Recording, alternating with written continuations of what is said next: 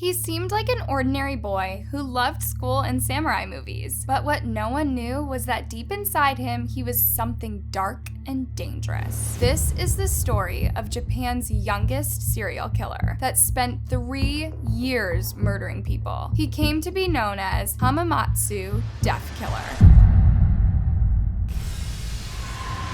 Seisaku Nakamura was born in 1924 in Hamamatsu, Japan, to a middle-class family. Having been born deaf, Nakamura was treated poorly by his own family and grew up a social outcast. Nevertheless, Nakamura was known to be a polite and respectful boy who endured his condition without complaints. He was also highly intelligent and got good grades in school. During his free time, Nakamura loved watching samurai movies where men used samurai swords to assassinate their victims. He developed a near obsession with samurai culture and was fascinated by katana swords and knives. Still, this didn't seem weird because most boys his age at that time were also into samurai movies. So Nakamura seemed like an ordinary teenager and nothing was off about him. But as we will soon find out, things were totally off.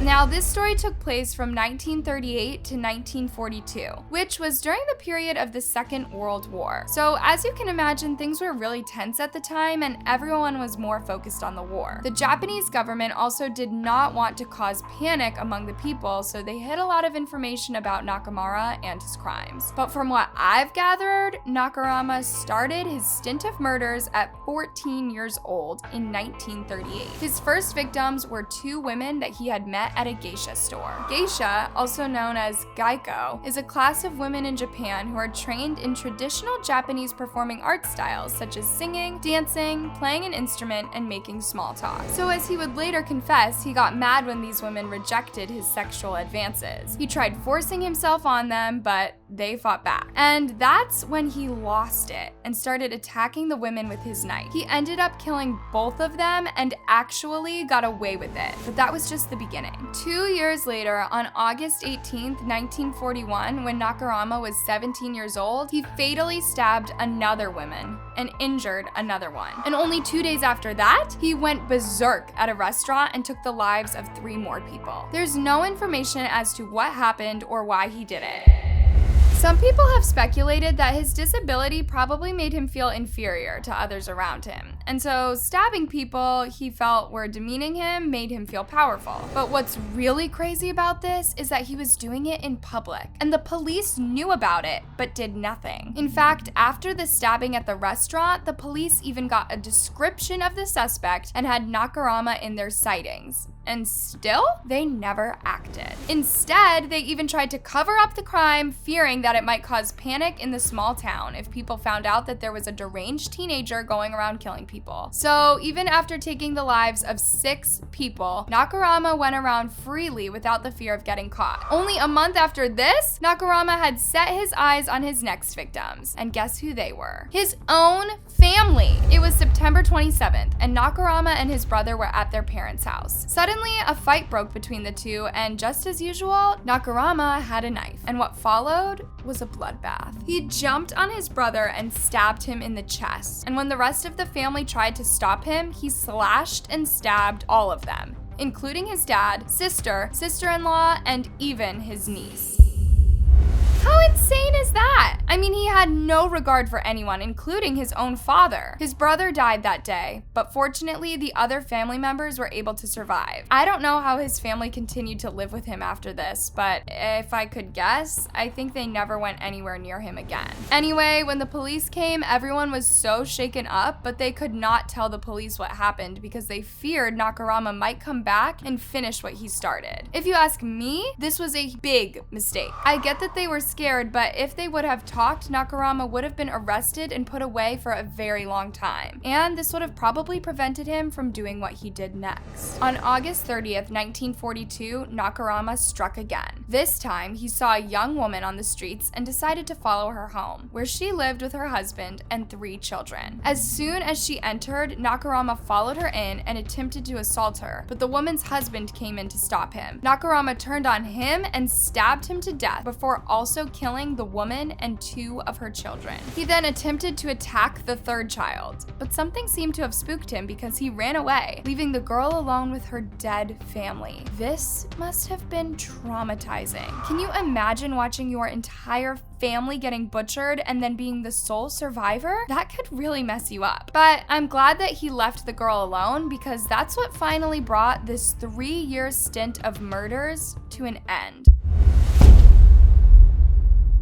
Nakamura was arrested on October 12, 1942, and charged with the murder of 9 people. Interestingly, the police did not even know about 2 of his first victims until he confessed. However, there was just not enough information or evidence to convict him for this. And then, a month after Nakamura was arrested, his dad was so ashamed of people finding out what his son had been up to that he took his own life. Nakamura, despite the fact that he was under 18 when he committed the crimes, was tried as an adult under the wartime law. The doctors for the defense tried to claim that he was not guilty by reason of insanity. The insanity defense, which is also known as the mental disorder defense, is whereby the defense argues that the defendant is not responsible for their actions because of some mental illness at the time of the crime. In most of the crimes of this nature, the defense usually involves the plea of insanity, limited capacity, or some sort of mental illness. In fact, experts believe that most of these criminals are often victims themselves. Maybe someone went through some sort of childhood trauma, was raised under poor conditions, lacked education and opportunities, and therefore turned to crime to survive. They've all got this deficiency somewhere that they're trying to be something that they're not, or make amends for what they missed out on earlier in life. Those with mental illnesses don't get the help they need until it's way too late. In the case of Nakamura, many people came forward to testify that he was insane. However, the judge was not convinced, and so Nakamura got the maximum sentence of death by hanging.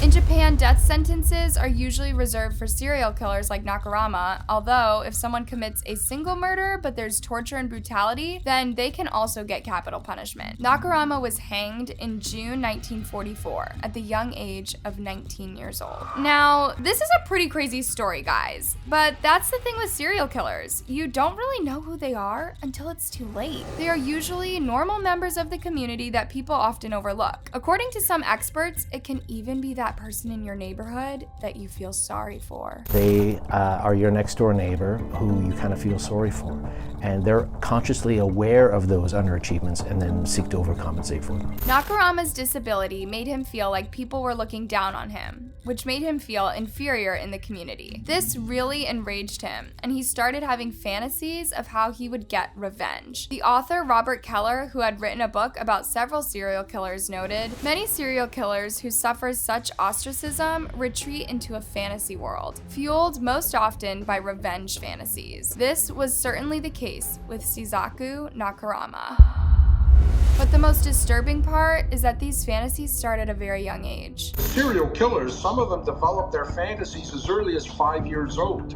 And the average age that a serial killer first kills is 28. Scary, right? You could be raising a serial killer and not even know about it. But doctors say that there are signs that you can look out for, and the most common one is harming animals. And you know what we see when they abuse animals from such a young age is that they're basically practicing for bigger things later. Now, we don't know if Nakamura had shown these signs, but if I might guess, I think he did. I don't think he just woke up one day and started killing people. He must have practiced for a while before he knew that he could actually do it. He could have started at a very young age, and his family might have noticed that there was something off about him but decided to ignore it. And I get them. No one wants to believe that their kin could be a psychopath. This makes me wonder, are serial killers born or made?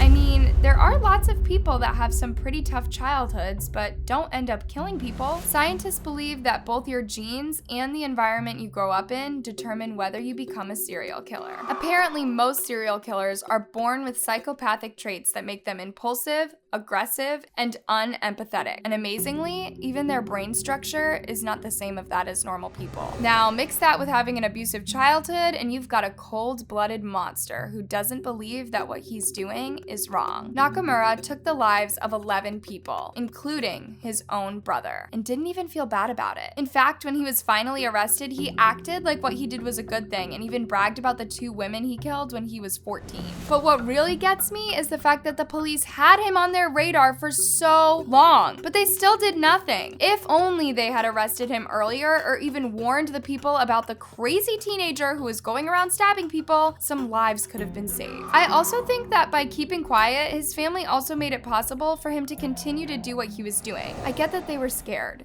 I mean, he did kill his own brother. But still, if they had told the police everything earlier, maybe the last family would not have died. And also, maybe if he had grown up in a loving environment where people were loved and accepted him, maybe all of these things would not have happened. But then again, probably that's who he was and nothing could have changed him. What do you think? Let me know your thoughts down in the comment section.